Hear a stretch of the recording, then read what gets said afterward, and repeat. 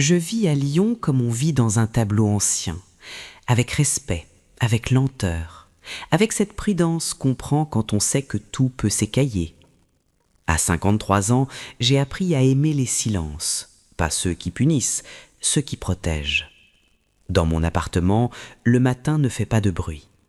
Il arrive en nappe pâle sur les moulures, il glisse sur les parquets, il s'attarde sur les cadres comme une main polie par le temps. Je suis restauratrice de tableaux. Mon métier consiste à approcher les blessures sans les agrandir, à rendre visible ce qui s'efface, sans trahir l'œuvre. C'est peut-être pour cela que je supporte mal les regards trop insistants et que, depuis des mois, je me surprends à parler à voix basse, même quand je suis seule. Mon appartement est au 3e étage d'un immeuble ancien, près des quais.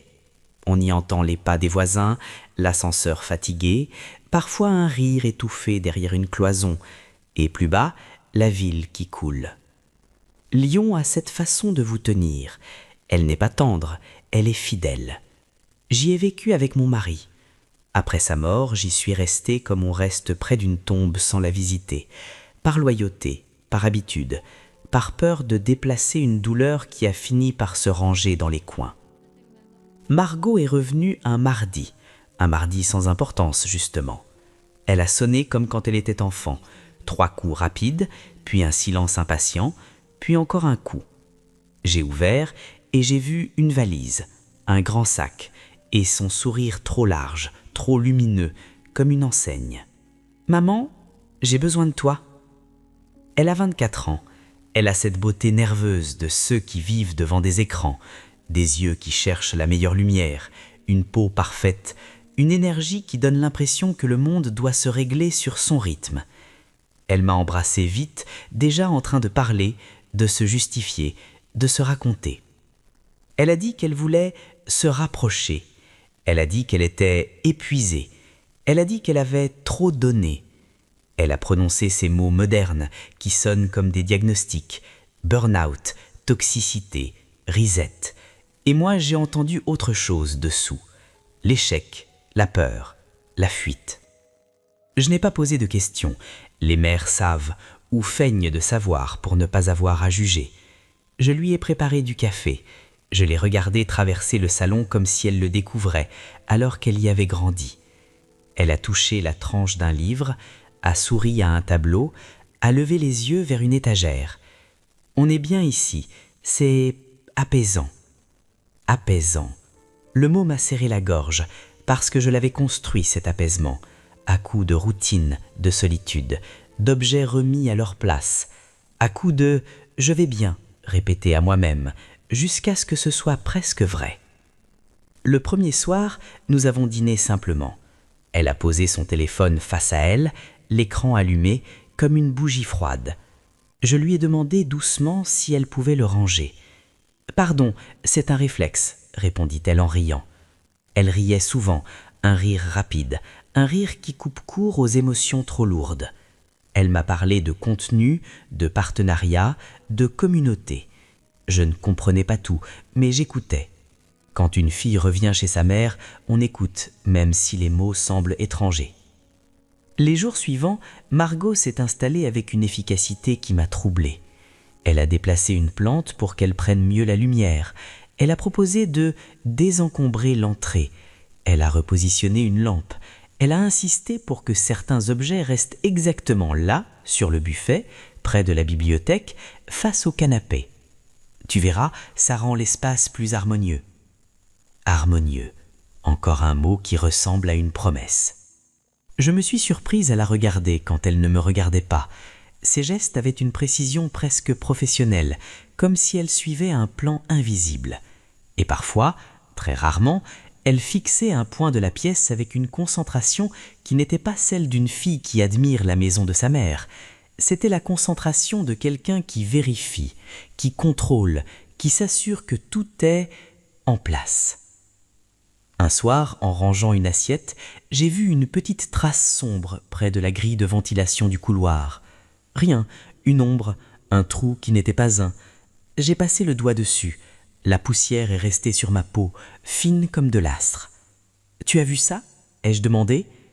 Margot a tourné la tête, a plissé les yeux, puis a souri. Oh, maman, c'est vieux. Les immeubles comme ça ont des bizarreries. Tu t'inquiètes pour rien. Tu t'inquiètes pour rien. Cette phrase, je l'ai entendue toute ma vie, quand je pressentais un danger qui ne se voyait pas encore. On l'a dit aux femmes pour les calmer, et parfois pour les faire taire. La nuit, je me suis revenu plusieurs fois. Je ne sais pas pourquoi. Aucun bruit, rien. Juste une sensation, comme si l'air était un peu trop immobile, comme si les murs retenaient leur souffle.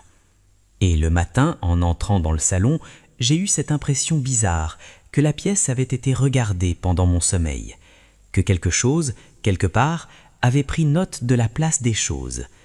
Alors j'ai remis un cadre droit, j'ai replacé un livre, j'ai aligné une chaise. Et j'ai senti au creux de la poitrine une petite honte absurde, celle de vouloir être présentable pour personne. Ou peut-être pas pour personne. Le lendemain, Margot s'est levée avant moi. Quand je suis entré dans la cuisine, elle avait déjà ouvert les volets, fait couler de l'eau, aligné 2 tasses, comme si nous avions un rituel de jeune couple, et non une mère et sa fille revenues trop vite. « Regarde, maman, j'ai pensé à toi. » Elle a posé sur la table un miroir ovale, élégant, dans un cadre doré trop neuf pour mon goût, le genre d'objet qui veut s'imposer, et qui, même immobile, vous force à vous voir. Tu te plaignais que la lumière te fatigue quand tu travailles, celui-là est parfait. Et puis, ça te fera du bien de te regarder un peu. Te regarder. Elle a dit ça comme on dirait respirer, avec évidence. J'ai souri par politesse, mais quelque chose en moi s'est refermé. Je me regarde déjà, chaque jour, dans les craquelures des visages peints. Je sais ce que le temps fait aux femmes. Je n'ai pas besoin d'un miroir qui me le répète. Elle a insisté pour le mettre à un endroit précis, sur la console de l'entrée, légèrement de biais, face au salon. Là, oui, exactement là. Ses doigts ont ajusté l'angle avec une minutie qui m'a rappelé mon propre geste quand je redresse un châssis. Je l'ai observé, et un instant, j'ai eu la sensation qu'elle installait moins un cadeau qu'un dispositif, sans que je puisse expliquer pourquoi ce mot « dispositif » me traversait. L'après-midi, elle m'a offert une enceinte connectée, une petite colonne noire, lisse, qui ressemblait à une pierre tombée du futur. Comme ça, tu n'auras plus besoin de chercher ton téléphone quand tu as les mains pleines de solvant. Tu dis juste « mets du sopin, appelle Margot, rappelle à maman qu'elle est belle ». Elle a ri, moi aussi, un rire plus court, un rire de défense. « Tu sais bien que je n'aime pas trop ces choses-là », ai-je murmuré. « Mais si, c'est simple, et puis ça met de la vie. Ici c'est tellement silencieux. » Je n'ai pas répondu, parce que le silence chez moi n'est pas un vide, c'est une peau. On ne la déchire pas sans saigner ce qu'elle recouvre. Les jours ont commencé à se ressembler, mais avec une tension neuve, comme une corde qu'on tend au millimètre. Margot voulait améliorer tout. Ma façon de m'habiller d'abord. « Maman, tu as un corps, tu as le droit de le montrer un peu. Tu es encore jeune. » Encore jeune, le compliment avait la forme d'un ordre. Elle m'a sorti une robe que je n'avais pas portée depuis des années, une robe trop proche de la peau, trop rouge pour ma vie actuelle. Mais là, juste pour voir, j'ai obéi. C'est là le secret des mères. On obéit parfois, parce qu'on confond l'amour et l'effacement. Elle m'a regardé de haut en bas, a plissé les lèvres. Tu vois, ça change tout. Ça te rend vivante, vivante, comme si je ne l'étais pas avant, comme si mon existence ne comptait qu'en condition d'être visible. Puis elle a voulu que je parle, pas seulement avec elle, mais de moi, de mon mari, de l'absence. Elle posait ces questions comme on pose des aiguilles sur une peau. Comment c'était quand il est mort? Tu as pleuré? Tu as crié? Tu as eu peur de vieillir toute seule? Je sentais mes mains devenir froides. Je répondais par fragments, par prudence. « Margot, ce sont des choses intimes. » Elle a levé le ciel avec une douceur jouée. « Mais, maman, on n'est que toutes les deux. » toutes les deux. Pourtant, parfois, j'avais la sensation étrange d'être 3 ou 4, comme si un tiers invisible prenait place dans la pièce, silencieux, patient. Un soir, je me suis surprise à chuchoter au téléphone avec une collègue, et en recrochant, j'ai senti mon cœur battre trop vite. Pourquoi chuchoter chez moi? Pourquoi cette pudeur soudaine, cette prudence, comme si chaque mot pouvait se retourner contre moi? Je me suis approché de la bibliothèque. Entre 2 livres, un espace était plus net, comme si on avait souvent retiré un objet. J'ai passé la main. Rien. Mais l'air semblait plus frais là, plus sec. Et au bout du couloir, la grille d'aération, cette petite ombre de poussière, semblait m'observer. Je me suis dit que je devenais paranoïaque, que le deuil rend superstitieux, que l'âge donne des peurs ridicules. Et pourtant, quand Margot est entrée derrière moi sans bruit, j'ai sursauté. « Oh, maman, tu es tellement nerveuse !» a-t-elle soufflé en m'embrassant la tempe. Son parfum était sucré, trop présent. « Il faut que tu apprennes à te détendre. » Elle a regardé la pièce, rapidement, comme on vérifie un cadrage. Puis elle a souri, satisfaite, et a ajouté « Ce soir, je veux te faire quelque chose de beau. Fais-moi confiance. » Le lendemain, je me suis réfugié dans mon atelier, comme on se réfugie dans une église quand la maison devient étrange. Ma table de travail était intacte, gants en coton, solvants alignés, pinceaux rangés par taille, et cette odeur rassurante de bois, de vernis, de papier ancien. Là, au moins, je savais où poser les mains. Là, au moins, les choses obéissaient à la patience. Le tableau du moment était un petit portrait du XIXe siècle, acheté par un collectionneur discret. Une femme au cou long, les yeux presque effacés par le temps, un fond brun qui avait viré au vert sale. Je devais vérifier les repeints, les ajouts, les mensonges de restauration, avant de toucher à quoi que ce soit. J'ai éteint la lumière principale, j'ai allumé la lampe à ultraviolet, ce halo violet qui rend les impostures visibles. Sous l'UV, la peinture parle, elle avoue. Les vernis anciens fluorescent, les retouches deviennent des cicatrices. Et c'est là que j'ai vu une autre lumière. Pas sur le tableau, derrière lui. Une lueur minuscule, presque rose, presque tendre, mais trop régulière pour être un reflet, comme un point fixe, obstiné, qui n'avait rien à faire là. Mon cœur a eu un mouvement sec, comme un livre qu'on claque. J'ai penché la tête, j'ai déplacé légèrement le cadre. La lueur a persisté exactement au même endroit, une pulsation douce, silencieuse. J'ai senti mes doigts trembler dans les gants. Non, ce n'est pas possible. J'ai décroché le tableau du mur. Tout était normal à première vue, le mur blanc, une ancienne fissure rebouchée, une prise électrique à 2 mètres. Rien. Et pourtant, dans l'ombre laissée par le cadre, au niveau du coin supérieur, il y avait un minuscule point noir, à peine plus gros qu'une tête d'épingle. Un trou, ou plutôt une chose posée dans le trou. J'ai pris ma loupe, la peau de mon cou s'est tendue. Un petit dôme, lisse, discret, parfaitement intégré. Et juste à côté, une LED infrarouge invisible à l'œil nu, mais que l'UV trahissait comme une luciole. J'ai eu envie de m'asseoir. Mes jambes ont refusé de plier, comme si mon corps voulait rester debout pour ne pas céder au vertige. J'ai reculé d'un pas, puis d'un autre. J'ai regardé les murs, soudain trop plats, trop silencieux, trop sûrs d'eux. Je me suis rappelé les objets à placer exactement là. Le miroir, l'enceinte, les angles. Je me suis rappelé les regards rapides de Margot, ses gestes de réglage, ce mot harmonieux. Harmonieux ou cadré. J'ai attrapé mon vieux téléphone, celui qui n'a rien d'intelligent. J'ai allumé l'appareil photo et j'ai pointé vers le mur. En mode caméra, parfois l'infrarouge apparaît comme des points blancs ou violets. J'ai balayé lentement. 1 point, puis 2, puis 3. L'un près de la bibliothèque, un autre dans la grille d'aération du couloir, un autre encore dans un objet décoratif posé sur l'étagère, si banal que je ne l'avais jamais vraiment regardé. Ma gorge s'est serrée au point de brûler. J'ai marché dans l'appartement comme dans un lieu devenu soudain public. Chaque pièce, chaque recoin avait peut-être un œil. Et je me suis entendu penser, avec une clarté glacée, « On me regarde depuis des jours ». Je voulais appeler Margot, hurler, casser ces choses, mais mes mains restaient sages, comme si mon corps me disait « Pas maintenant, pas sans comprendre ». J'ai ouvert mon ordinateur, mes doigts maladroits ont tapé son nom sur un moteur de recherche. Je ne suivais pas vraiment ses activités. Je savais seulement qu'elle créait du contenu. Je croyais que c'était des vidéos de maquillage, des voyages, des conseils, des choses superficielles.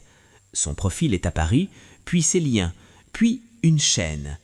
Et là, j'ai vu un titre en anglais écrit en lettres blanches sur une miniature où mon salon apparaissait. Mon salon, mon canapé, mon miroir, et au centre, moi. Mon image figée, prise à mon insu, une femme surprise en train d'exister. Le nom de la chaîne m'a frappé comme une gifle. The Real Beatrice. J'ai cliqué. Une vidéo s'est lancée. J'ai entendu ma voix, ma vraie voix, redécoupée, montée. J'ai vu mes gestes du quotidien transformés en scène. J'ai vu des commentaires défiler, des rires, des emojis, des phrases qui jugent sans connaître. J'ai porté la main à ma bouche, mais aucun son n'est sorti. Le pire n'était pas d'être regardé, le pire c'était de comprendre que depuis le début, les murs ne se taisaient pas. Ils racontaient ma vie à ma place. Je n'ai pas dormi, ou plutôt j'ai dormi par petites noyades. Dès que je fermais les yeux, je revoyais mon salon sur l'écran, mon propre visage pris comme un trophée, et cette marée de commentaires qui me traversait sans me toucher, comme si j'étais déjà un fantôme. Au matin, Margot a chantonné dans la cuisine.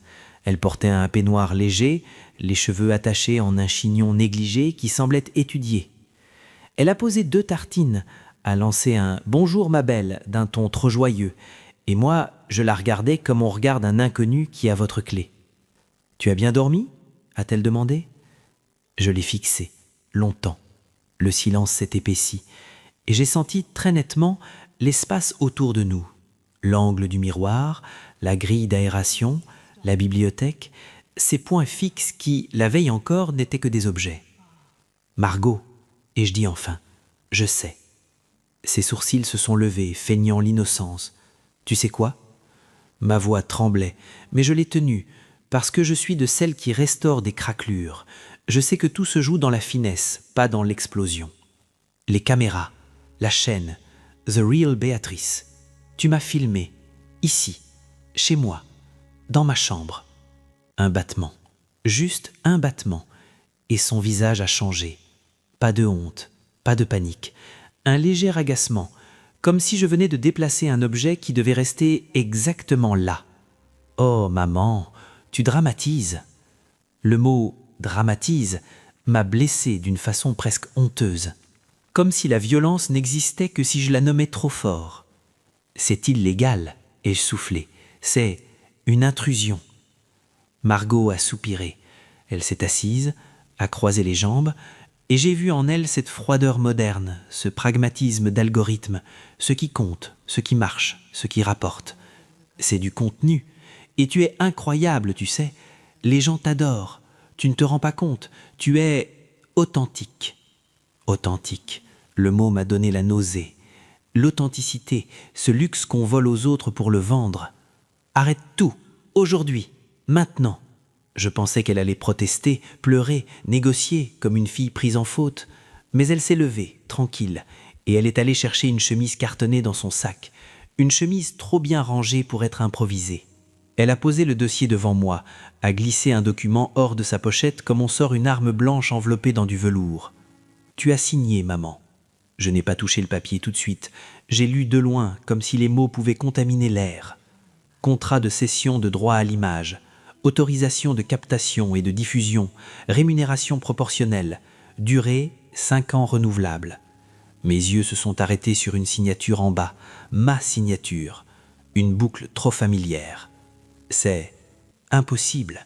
Si, tu étais fatigué, tu avais bu un peu, tu te souviens? Ce soir-là, quand tu as retrouvé les papiers de papa, tu voulais mettre de l'ordre, je t'ai aidé. Je me suis revu, flou, un verre de vin, une pile de documents, l'odeur du papier administratif, et Margot qui disait « Signez là, maman, c'est juste pour l'assurance, et là aussi, c'est pour simplifier. » Le piège avait la douceur d'une fille attentionnée.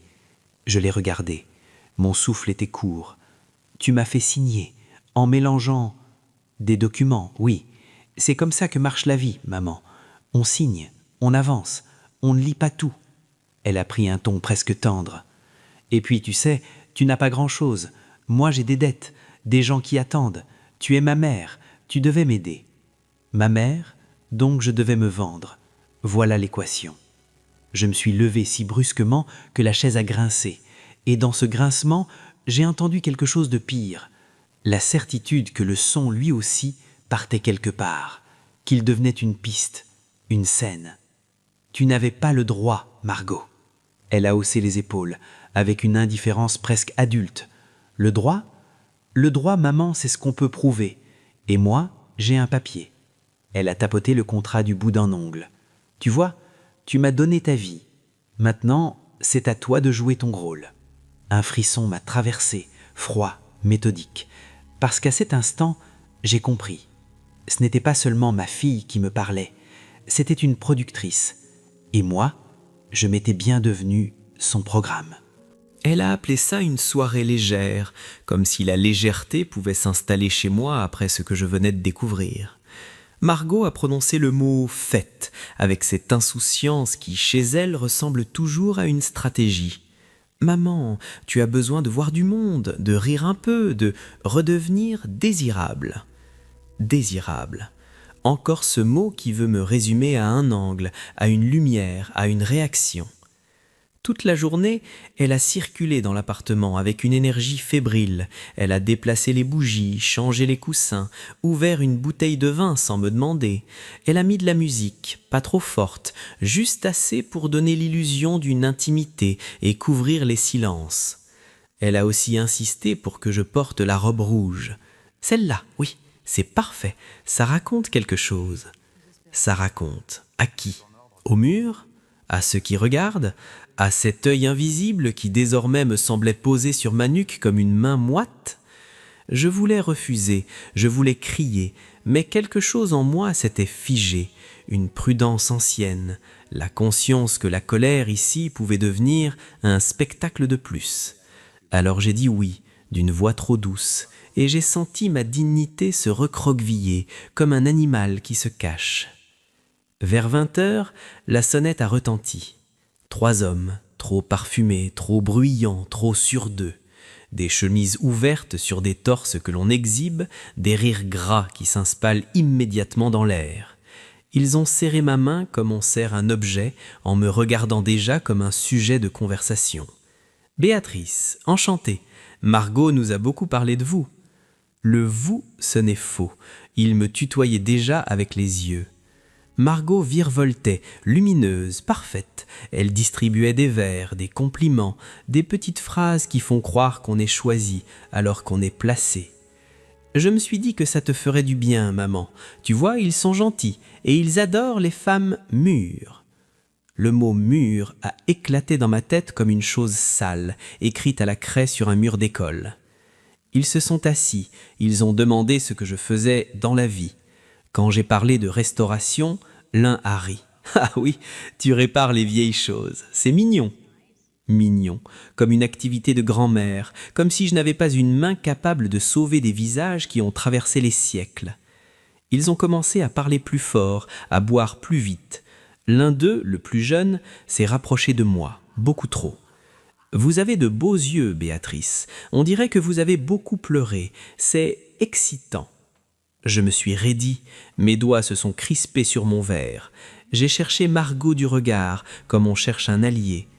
Elle m'a répondu par un sourire, puis, sans même se cacher, elle a ajusté quelque chose sur la console, près du miroir, un geste minuscule, précis, comme un réglage. Et j'ai compris avec une clarté humiliée. Ce n'était pas une soirée, c'était une scène. Il ne venait pas pour moi, mais pour l'idée qu'elle avait vendue d'une mère gênante, touchante, drôle malgré elle. Des hommes choisis pour provoquer, pour faire dérailler, pour obtenir une réaction. Je me suis levé. Je suis fatigué, je vais me coucher. Le silence s'est fait une seconde, puis l'un d'eux a lâché un rire. Oh, la petite dame se sauve. Margot a posé sa main sur mon bras, un geste d'apparence tendre qui était en réalité une pression. Maman, ne fais pas ta sauvage, reste, souris, c'est important. Important pour les vues. Je l'ai regardée, et dans ses yeux, je n'ai pas vu une fille inquiète, j'ai vu une réalisatrice qui attend son moment fort. Alors, malgré moi, les larmes sont montées. Pas les larmes du chagrin ancien, les larmes d'une femme dépouillée dans sa propre maison. Margot s'est penchée légèrement, comme pour me consoler, et m'a murmuré avec une douceur terrible. « Parfait, ne bouge pas, c'est magnifique, on voit bien la larme. » À cet instant, je n'ai plus eu envie de crier, j'ai eu envie de devenir silencieuse, silencieuse comme un mur qui encaisse et qui un jour rend tout. Le lendemain de cette fête, je me suis levé avec une lenteur prudente, comme si chaque mouvement pouvait déclencher quelque chose. Margot dormait encore. Son téléphone vibrait parfois sur la table, comme un insecte impatient, puis se taisait. Dans le salon, les verres n'étaient pas rangés, les traces de rouge à lèvres sur une coupe, la cendre froide d'une bougie, des miettes. Les restes d'une nuit où l'on m'avait utilisé et où l'on avait appelé cela léger. Je suis entré dans la salle de bain et j'ai verrouillé la porte. Un geste ridicule peut-être, mais j'avais besoin d'un symbole. J'ai respiré face au carrelage. J'ai regardé mon reflet dans le miroir, la robe rouge pendait comme une peau étrangère. J'ai pensé à mon métier, restaurer, réparer, sans se perdre. Et j'ai compris que cette fois, il ne s'agissait pas d'un tableau, il s'agissait de moi. J'ai pris mon vieux carnet d'adresses papier, celui que je garde par superstition et par fidélité à un monde où les choses ne disparaissent pas d'un simple clic. J'ai cherché un prénom que je n'avais pas prononcé depuis des années. Antoine. Maître Antoine Desforges, avocat au barreau de Lyon. Un homme plus âgé que moi, avec des mains fines et une façon de parler comme on taille une pierre, doucement mais sans erreur. Il avait été, avant mon mariage, une histoire brève, lumineuse, trop raisonnable pour durer. Puis la vie avait repris sa place. On s'était perdu, comme on perd un livre qu'on aimait. Je l'ai appelé depuis la rue pour être sûr. Le téléphone collé à l'oreille, j'ai marché le long des quais, au milieu des joggeurs et des chiens, comme une femme ordinaire. C'était presque comique, le drame dans la poche, la normalité autour. « Béatrice ?» a dit sa voix, après un silence étonné. J'ai eu un nœud dans la gorge. « Antoine, j'ai besoin de te voir, aujourd'hui. » Il n'a pas posé de questions au téléphone. Il a donné une adresse, un cabinet discret près de Bellecour, dans un immeuble où l'odeur du bois ciré rappelle les décisions anciennes. Quand je suis entré, il s'est levé. Il a vieilli, mais il gardait ce regard qui écoute avant de juger. Il m'a fait asseoir. Il a servi un verre d'eau, pas de café, comme si le café aurait donné l'illusion d'une conversation légère. Je lui ai tout raconté. Les caméras, la chaîne, le contrat, la soirée. À mesure que je parlais, je sentais en moi une honte se dissoudre, celle qu'on met aux victimes pour qu'elles se taisent. Antoine, lui, ne bougeait presque pas. Il prenait quelques notes parfois. Son silence n'était pas un trou, c'était un appui. Quand j'ai terminé, il a laissé passer une seconde, puis il a dit calmement « Il y a plusieurs niveaux, civil et pénal. Mais si elle a un papier signé, même obtenu par tromperie, attaquer frontalement tout de suite peut te faire perdre du temps. »« Alors, je suis condamné ?» ai-je murmuré. Il a levé les yeux. « Non, tu es piégé. Ce n'est pas pareil. Un piège, ça se démonte, mais pas en tirant dessus comme une folle. » Il a posé son stylo. Pour la captation dans un lieu privé, surtout chambre et salle de bain, en France, c'est grave. Ce n'est pas un conflit familial, c'est une infraction. Et si elle diffuse, c'est pire. Je sentais mon cœur battre plus régulièrement, comme si entendre des mots précis rendait l'air respirable. « Et le GDPR ?» ai-je demandé, presque surprise de moi-même. Antoine a eu un léger sourire, sans joie. « Le RGPD, oui. Données personnelles, consentement, finalité, on peut viser là aussi. Mais surtout, il faut des preuves solides. Les preuves, Béatrice, pas l'émotion. Il s'est penché, plus proche. Tu veux faire tomber un monstre de contenu, alors on coupe son courant, non pas en éteignant l'écran, mais en attaquant ce qui le nourrit. L'argent, ai-je soufflé. Exactement, les flux, les comptes, les déclarations, les partenariats et la traçabilité des dispositifs. J'ai senti une colère froide se transformer en quelque chose de neuf, une lucidité active. Comment je fais si je vis avec elle ? Ai-je demandé. Antoine a marqué une pause, puis il a dit très bas « Tu vas jouer, mais intelligemment. Tu vas redevenir pour elle une mère docile, une Béatrice rentable, et pendant qu'elle se croit toute puissante, tu vas documenter. Capture, date, appareil, lieu, tout. » Il a posé sa main sur le dossier comme on ferme un cercueil. Béatrice, ne la provoque pas, pas encore. Un monstre quand il se sent menacé, mord. Je me suis levé, mes jambes tremblaient, mais je tenais debout. Sur le pas de la porte, Antoine a ajouté d'une voix plus humaine « Et si tu as peur, appelle-moi, à n'importe quelle heure. » Je suis sorti dans la rue. Lyon brillait comme si rien n'avait changé. Les vitrines, les passants, les cafés. Mais en moi, quelque chose venait de s'ouvrir, une vieille porte longtemps condamnée. La porte de la riposte. Je suis rentré chez moi avec la sensation de porter un secret nouveau, mais cette fois un secret qui me protégeait. Dans l'ascenseur, j'ai lissé mes cheveux, j'ai recomposé mon visage. Je me suis forcé à retrouver cette expression douce que Margot aimait, celle d'une mère qui ne discute pas, celle qui s'excuse d'exister. En ouvrant la porte, j'ai entendu sa voix, déjà en scène. « Coucou la team, aujourd'hui journée émotion !» Elle parlait à quelqu'un, quelque part, avec cette tendresse artificielle qu'elle réservait à son public. Quand elle m'a vu, elle a interrompu net, comme on coupe un micro. Puis elle a souri trop vite. « Ah, maman, t'étais où ?» La question avait le ton de la vigilance, pas de l'inquiétude. « J'avais besoin d'air, ai-je répondu. Je suis désolée pour hier, j'ai été maladroite. » Je me suis détestée au moment où je prononçais ces mots, mais je les ai dits, parce que j'avais compris. Ce n'était plus un duel moral, c'était une opération. Margot a eu un petit soupir satisfait, comme si l'ordre du monde revenait à sa place. « Je savais que tu allais te calmer. Tu vois, quand tu fais confiance, tout est plus simple. » Elle a posé sa main sur ma joue, un geste presque tendre qui m'a donné envie de reculer. Ses ongles étaient impeccables, ses doigts légers, une caresse sans chaleur. « Ce soir, on tourne quelque chose de beau, juste toi et moi. Moi et toi, et les murs. » J'ai hoché la tête docile. Je suis allé dans ma chambre, j'ai fermé la porte, puis j'ai immédiatement pensé « la porte ne protège plus ». Alors j'ai fait ce que je n'avais jamais fait de ma vie, j'ai commencé à observer mon propre appartement comme une ennemie l'observerait. J'ai pris mon téléphone et j'ai suivi les conseils d'Antoine, méthodiquement.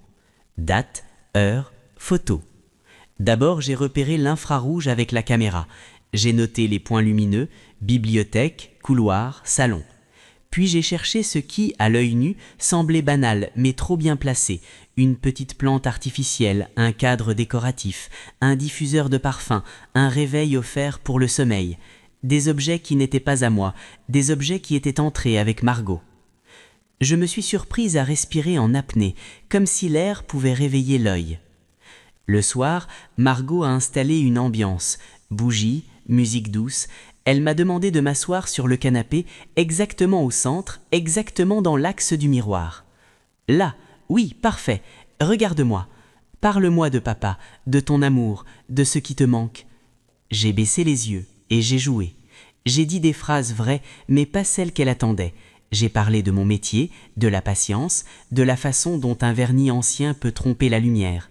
J'ai raconté une anecdote sur un tableau qui semblait intact et qui, sous UV, révélait une restauration grossière. Margot a froncé les sourcils. « C'est intéressant, mais il faut plus de toi, plus de larmes, plus de fragilité. » Alors j'ai donné, un peu, juste ce qu'il fallait pour qu'elle se croie gagnante. Une larme, contrôlée, un silence, calibré, une main sur ma gorge. Et pendant qu'elle croyait diriger ma douleur, j'observais ses gestes, quand elle regardait vers la bibliothèque, quand elle ajustait l'enceinte, quand elle vérifiait son téléphone à la seconde où mon visage changeait. Elle ne regardait pas sa mère, elle surveillait un tableau de bord. Plus tard, quand elle est sortie prendre une colle dans la cuisine, j'ai ouvert son ordinateur portable resté sur la table. Mon cœur battait comme un enfant pris en faute, sauf que cette fois, la faute n'était pas la mienne. Elle avait laissé une fenêtre ouverte, une plateforme de monétisation, des chiffres, des montants, des virements, des partenariats. J'ai pris des photos, vite, sans trembler. Puis je suis revenu au salon, j'ai replacé l'ordinateur exactement comme il était. Mon métier m'aidait, je sais remettre les choses sans laisser de traces. Le lendemain, j'ai fait mieux. J'ai proposé à Margot mon aide avec un air humble. « Tu as tellement de choses à gérer, les comptes, les partenariats, moi je suis organisée, je peux t'aider si tu veux. » Elle a ri, ravie, flattée. « Maman, tu serais parfaite, tu sais faire sérieux, les marques adorent ça. » Je savais que le moment approchait, la corde dont Antoine avait parlé, celle qui nourrit le monstre. « Il faudrait que tu me donnes une procuration limitée, » ai-je ajouté, comme si c'était pour lui rendre service, juste pour gérer les paiements, comme ça tu te concentres sur la création.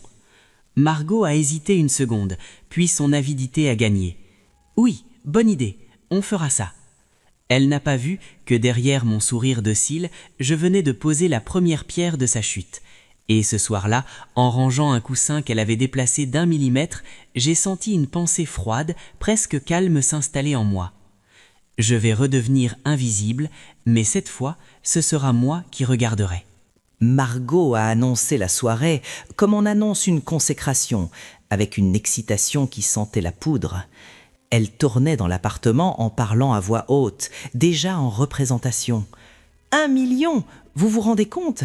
1 million de personnes, c'est historique. Elle avait collé sur la porte un panneau ridicule « Live ce soir, ne pas déranger », comme si l'immeuble entier devait s'incliner devant sa gloire. Elle avait commandé des ballons, un gâteau trop sucré, des petites lumières LED qui faisaient de mon salon une scène froide, presque clinique. La chaleur des bougies, elle l'avait remplacée par cette blancheur nette qui ne pardonne rien, sauf l'artifice. Moi, je me tenais à ma place, la place qu'elle m'avait assignée, celle de la mère émue, reconnaissante, un peu dépassée.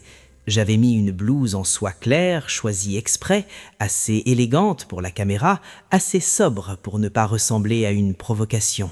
Mes mains semblaient calmes, mais sous la table, mes doigts se fermaient et s'ouvraient comme pour vérifier que je possédais encore mon propre corps.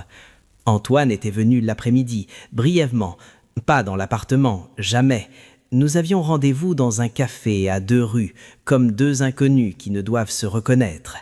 Il m'avait remis une clé USB et un dossier. Il m'avait dit, sans emphase, « Ce soir, elle va vouloir le moment. Donne-le lui, mais pas celui qu'elle attend. » Quand je suis remonté, Margot répétait déjà ces phrases. « Vous avez tous changé ma vie. Sans vous, je ne suis rien. Et puis, je vais lâcher la bombe. » La bombe. Elle l'a dite comme une enfant qui prépare une farce, sans comprendre qu'on peut détruire quelqu'un avec un simple rire. « Une bombe ?» ai-je demandé en jouant l'inquiétude. Margot a souri, les yeux brillants. « Un secret de famille, un truc sur papa, sur toi. Les gens adorent quand c'est sombre. » Elle m'a caressé l'épaule comme on calme un animal avant l'abattoir. « T'inquiète, maman, ça va exploser. Et après, tu verras, on sera encore plus suivi. Tu vas redevenir quelqu'un. » Redevenir quelqu'un, comme si j'avais cessé d'exister. À 21h, elle a lancé le live. Les commentaires ont jailli aussitôt, une pluie de mots, de cœurs, de rires, de demandes. Margot s'est placée face à la caméra principale, le sourire parfait, la voix douce. « Coucou ma team, on est ensemble. Ce soir, c'est un moment énorme. » Elle parlait et l'appartement vibrait d'une présence invisible. 1 million, ce n'est pas une foule, c'est une marée. On la sent même quand on ne la voit pas. Je me suis forcé à respirer lentement, à paraître touché. Les premières minutes ont été un numéro, remerciements, anecdotes, cadeaux. Margot me faisait intervenir comme on fait entrer un accessoire précieux. « Et voici ma mère, Béatrice, la vraie star. Dites-lui bonjour. » Les commentaires défilaient. « Elle est trop classe. On veut la voir pleurer. Raconte ton histoire. » J'ai souri, j'ai hoché la tête. J'ai joué la femme émue, pas la femme traquée. Puis Margot a baissé la voix, théâtrale. « Bon, maintenant, je vais vous dire quelque chose que personne ne sait. » Elle s'est tournée vers moi comme une prédatrice qui savoure l'instant. « Maman, tu te souviens de ce que tu m'as caché ?» Je l'ai regardée longtemps. Je n'ai pas tremblé. Je me suis contenté de dire doucement « oui ». Elle a eu un petit rire de victoire. « Alors, on en parle ?» Elle a fait signe à son technicien improvisé, un ami derrière l'écran ou peut-être un simple logiciel. Sur la télévision, une vidéo devait démarrer. Je l'ai su au mouvement de sa main, au regard rapide vers l'ordinateur. « Voilà, regardez !» L'écran a clignoté. Et ce n'était pas la vidéo qu'elle avait préparée qui s'est lancée. Ce fut d'abord un plan tremblant, un coulisse brut, sans filtre. Margot dans la cuisine, hors caméra officielle, en train de me parler avec une dureté que son public ne connaissait pas. « Pleure, mais pleure mieux, maman. Tu fais pitié, mais pas assez. » Puis une autre séquence, Margot ajustant le miroir, murmurant « Si elle s'assoit là, on la voit bien, ça fera une miniature parfaite. » Une autre encore, sa voix plus violente, crachant « Ils sont tellement cons, ils payent pour du faux et ils en redemandent. » Un silence a trappé la pièce, un silence épais, presque physique. Sur le live, les commentaires ont changé de rythme. D'abord des points d'interrogation, puis des « c'est une blague », puis des insultes, des cris, des captures d'écran. Margot a pâli, son sourire s'est fendu comme un vernis trop tendu. Elle a cliqué, tapé, juré, rien n'arrêtait la vidéo. « Non, non, non !» Elle s'est levée d'un bond, a tenté de débrancher, de couper, mais l'écran continuait, implacable. Dans le reflet du miroir, je voyais son visage se déformer, non pas de remords, mais de panique, la panique de perdre le contrôle. Elle s'est tournée vers moi, haletante. « Qu'est-ce que tu as fait ?»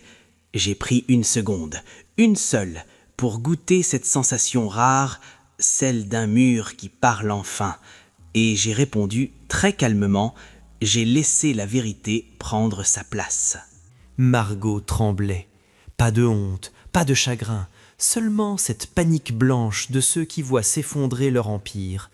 Elle tapait sur son clavier comme on frappe une porte verrouillée. Elle répétait « c'est un bug » à voix haute, pour convaincre la foule et peut-être pour se convaincre elle-même. Sur l'écran, les commentaires défilaient désormais comme une émeute. On lisait « manipulatrice, pauvre mère, appelle la police, on a tout enregistré ». Le monstre qu'elle avait nourri venait de changer de maître. La foule, docile hier, devenait tribunal. Moi, je me suis levé lentement. J'ai pris un verre de vin sur la table. Le geste était volontairement banal, presque élégant, un rituel d'ancienne vie au milieu du chaos numérique. J'ai marché jusqu'au cadre du live, je me suis placé dans la lumière, sans chercher à flatter l'objectif. « Maman, arrête !» a soufflé Margot, la voix cassée. « On peut arranger ça, je vais dire que c'était une mise en scène. » Je l'ai regardée, et j'ai compris qu'elle n'avait toujours pas compris. Pour elle, tout était mis en scène, même l'amour. Je me suis tourné vers la caméra. J'ai entendu mon propre souffle et derrière ce murmure électronique du direct. J'ai senti la présence des murs, mais pour la première fois, je ne la subissais plus.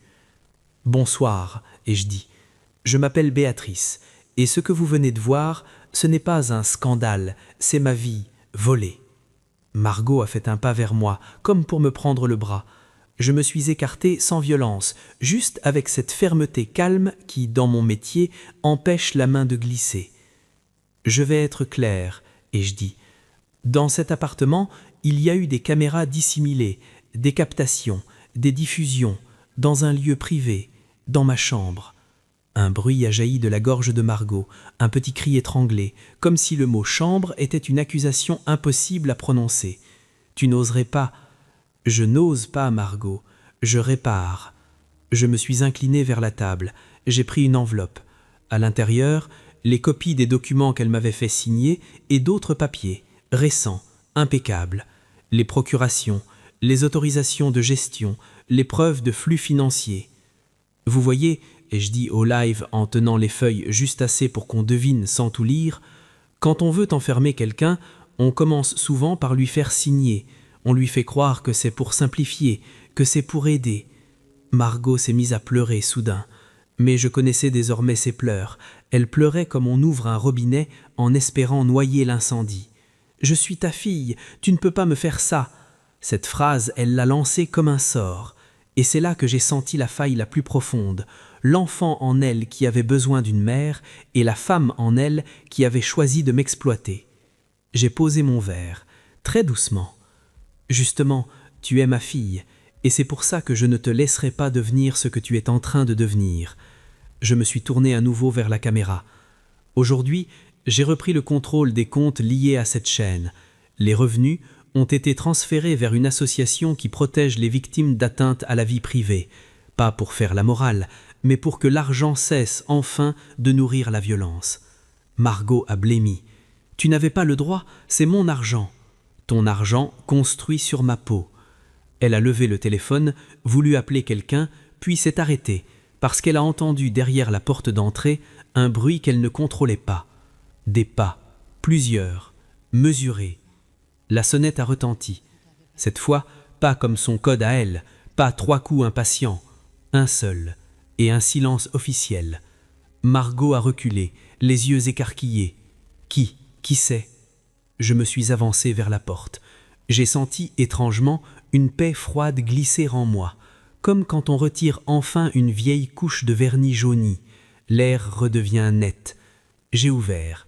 2 policiers se tenaient là, et derrière eux, Antoine, légèrement en retrait, le visage fermé, prêt à ne rien dire de plus que nécessaire. Le monde réel venait d'entrer dans le monde du spectacle. L'un des policiers a parlé, calmement. « Madame Margot, vous êtes invitée à nous suivre. Nous avons reçu un signalement concernant une captation et diffusion dans un lieu privé et éventuelles infractions connexes. » Margot a cherché un appui. Ses yeux se sont posés sur moi, suppliants et furieux à la fois. Un visage d'enfant trahi dans un visage de femme qui a trahi. Le live tournait toujours. Et moi, je suis resté dans le cadre, immobile, comme un mur qui tient. « C'est fini, Margot. » J'ai murmuré, juste pour elle. C'est fini de me regarder sans me voir. Après, tout est allé très vite et très lentement à la fois. Vite, parce que la mécanique administrative ne s'embarrasse pas des sentiments. Convocation, scellé, inventaire des appareils, mots qu'on prononce devant des gens en uniforme. Lentement, parce que l'âme, elle, refuse de suivre le rythme. Elle reste en arrière, dans les pièces, dans les couloirs, dans les angles où l'on a eu peur. Les policiers ont démonté les objets un par un. Le diffuseur de parfum, le cadre décoratif, la petite plante artificielle et même cette grille d'aération que je n'osais plus regarder. À chaque vis dévissée, j'avais la sensation qu'on m'enlevait un éclat de honte incrusté sous la peau. On a trouvé ce que je savais déjà et ce que je ne voulais pourtant pas savoir, des dispositifs minuscules, des cartes mémoire, des connexions, toute une architecture de regard. Margot n'a pas résisté. Elle a tenté de parler, de négocier, de séduire les policiers avec son sourire de caméra. Puis, quand cela n'a pas marché, elle s'est effondrée, comme un décor qu'on replie. En sortant, elle a tourné la tête vers moi. « Tu m'as détruite », a-t-elle soufflé. Je n'ai pas répondu, parce que si je répondais, j'aurais dit « tu t'es détruite », et je ne voulais pas de cette cruauté-là. La justice s'en chargerait. Moi, je voulais seulement récupérer ma respiration. Quand la porte s'est refermée, le silence a été brutal. Puis, petit à petit, il est devenu autre, un silence qui ne surveille plus, un silence qui ne guette pas. Antoine est resté quelques minutes. Il n'a pas joué de héros. Il a juste posé ses yeux sur moi comme on pose une couverture sur quelqu'un qui tremble. « Vous avez été courageuse », a-t-il dit. Je lui ai répondu sans larmes « Non, j'ai été précise ». Il a eu un léger sourire triste. Puis il m'a expliqué ce qui allait venir, la procédure, les auditions. la possibilité d'une ordonnance d'éloignement, les qualifications pénales possibles, les démarches liées à la protection des données. J'écoutais, mais une part de moi était déjà ailleurs, dans une image plus simple, une image de campagne. Je n'ai pas attendu que tout se termine pour décider. Quelques semaines plus tard, j'ai mis l'appartement en vente. Les murs étaient trop beaux, trop chargés, trop complices malgré eux. Ils avaient été mes refuges, puis mes témoins forcés. Je ne leur en voulais pas, mais je ne pouvais plus y vivre.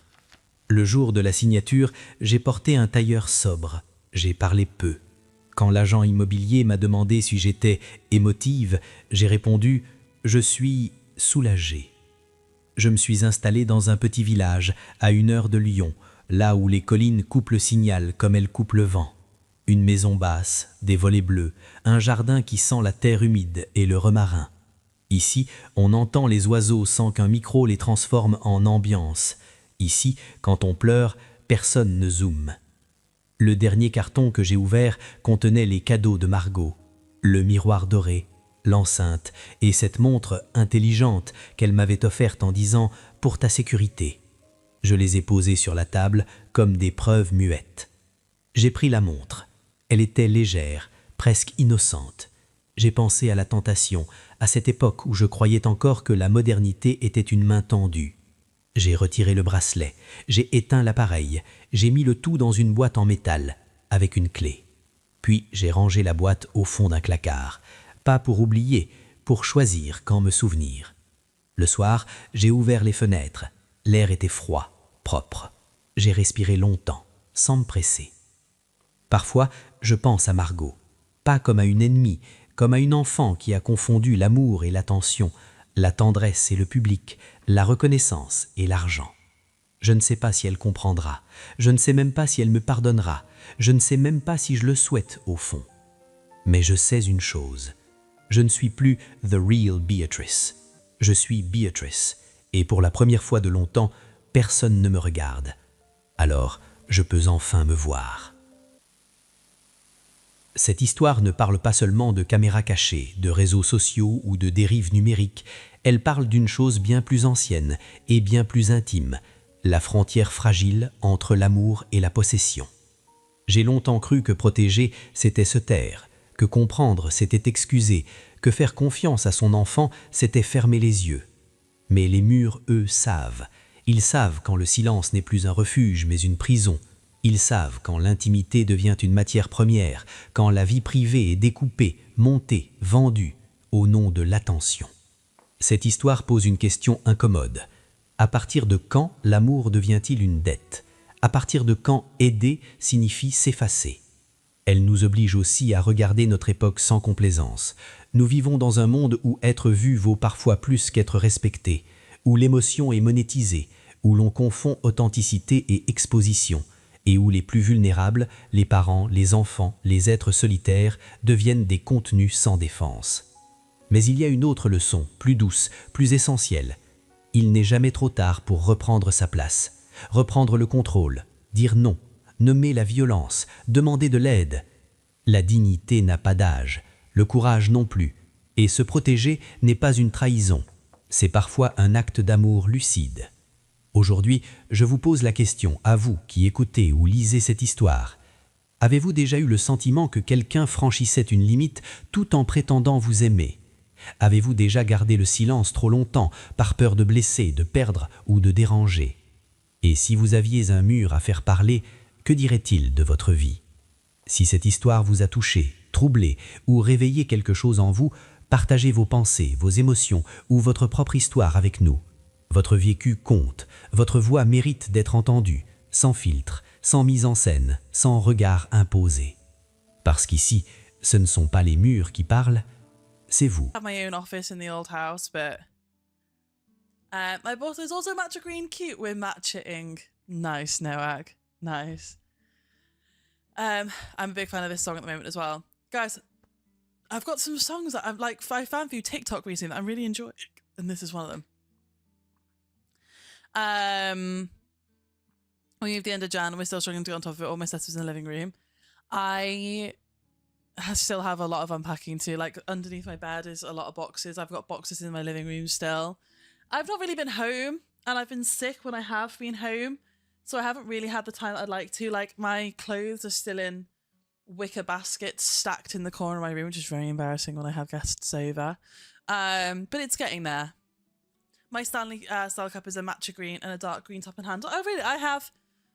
my Stanley Cup broke this weekend, and I had already bought this, so it felt like a sign. But this is different greens. Do you think I like the colour green? Okay. The time... Oh, wait. Oh, we're on break. So, the time was the start of the break. Yes, Frodo, I was screaming to try and ask to get you to pay attention yesterday, but you weren't here. Jimmy, hi, Jimmy. It's Jimmy. Sorry that you resubbed last night and I was playing Fortnite and couldn't really say hi properly. How are you? That is such a... I love that lyric as a line. Wait.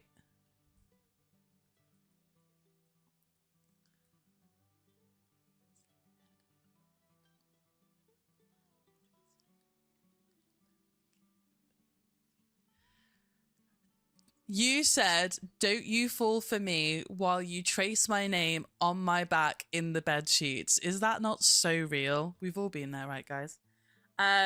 Today's task for me is get as much washing sorted. Our clothes been shoved into the bedroom rather than folded put away. I'm literally churning through my laundry right now. I've got all my clothes hanging outside and I've got another load in the washing machine right now. I'll be completely honest, I don't remember doing that last night. Were you a little bit tipsy last night, Jimmy? In 2 years, well, Holly doesn't think I'm worthy of love. No, I just don't believe that Frodo has a girlfriend. But yes, Frodo, I saw the picture in Discord when you posted it yesterday, and I was saying while I was live yesterday, Frodo, where are you? I want to show this picture on stream. Can I show people on stream? Yeah, Remy, I don't have a dryer either. I've got my clothes literally hanging on my patio doors, like outside, because I don't have a dryer or a heated air or anything, so nothing is drying. Here we go though. Here's Frodo. Look! Your girlfriend looks lovely as well. What's wrong with her? I was a little tipsy and very exhausted. Did you have a big weekend? Heater mains are a lifesaver. Me and my partner going for Christmas. I might get one. Definitely his sister. Where should I start? Don't be like that, but this is very cute. What? Girlfriend reveal, that's AI. Just watch it hail on my washing on the line outside. That's scary. What's wrong with that? That's a joke, Frodo. You're lovely, I'm sure. How long have you guys been together? This is really cute, Frodo. This is a really cute picture. How was the wedding? She's really pretty. A little over 2 years. Well done, you. The venue looks lovely. Also, the weather looks nice. Lucky for an April wedding. You're lovely, I'm sure. Look, Frodo gets as good as he gives, all right? We had a huge weekend where all of our national football league teams played in my city this weekend. And the hotel manager is a 5-minute walk from the main stadium. Oh my God. Wait, did you start this job recently? Or did I just find out about your job recently? Big. That sounds like a big old weekend. So I guess last night you were celebrating being done and also dying. New gig. Okay. It was Maidstone. Southees are weird. You're going to be living there, babe. You have to get used to it. You're about to become one about 3 weeks in. Okay, I thought it was. See, I pay attention to my chat, guys. Yeah, I should keep an eye on the weather, actually. The sun is now gone off my doors, though. So I think everything's just getting very cold out there. Hence why I'm sat in here in a jumper.